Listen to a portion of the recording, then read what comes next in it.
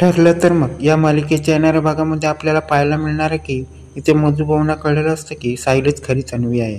तेव्हा इथे आश्रमाचा ताबा मिळाल्यानंतर मधुभाऊ सायली खरी तन्वी आहे का हे सगळं तिचे डॉक्युमेंट तपासून तीच खरी तन्वी आहे का हे शोधायला लागतात। आपल्याला सायली कुठे मिळाली होती आणि त्या रात्री काय झालं होतं हे रविराजांकडून ते ऐकून त्यासाठी सगळ्या गोष्टीची ती पडताळणी करायला लागतात आणि ज्या मंदिरात सायलीची भेट झाली होती त्या मंदिरात जाऊन ती गुरुजीची भेट घेतात आणि त्या गुरुजींकडनं समजतं की या मुलीचा अपघात झाला होता आणि ती रडत रडत इकडे या देवळात आली होती। तेव्हा ते अर्जुनला हे सत्य मधुभाऊ सांगतात। तेव्हा ते अर्जुनला माहीत असतं की प्रिया ही खरी तन्वी नाही आणि शेवटी सायलीचं गाठोडा अर्जुन शोधून काढतो आणि सगळं सत्य सगळ्यांसमोर आणतो। अर्जुन अश्विनला सांगायला लागतो की हे गाठोडे माझ्या तन्वीचे आहे, पण अश्विन काहीच ऐकत नाही। त्यानंतर अर्जुन अश्विनला सांगायला लागतो की त्या रात्री रविराजांचा ऍक्सिडेंट झाला होता आणि या घटनेनंतर तन्वी हरवली होती। त्यामुळे अर्जुन सर्वांसमोर आणतो की सायलीच खरी तन्वी आहे। त्यानंतर अर्जुन रविराज आणि प्रतिमा यांना DNA टेस्ट करण्यासाठी रेडी करतो आणि ते DNA टेस्टचे रिपोर्ट सगळं सांगून टाकतात।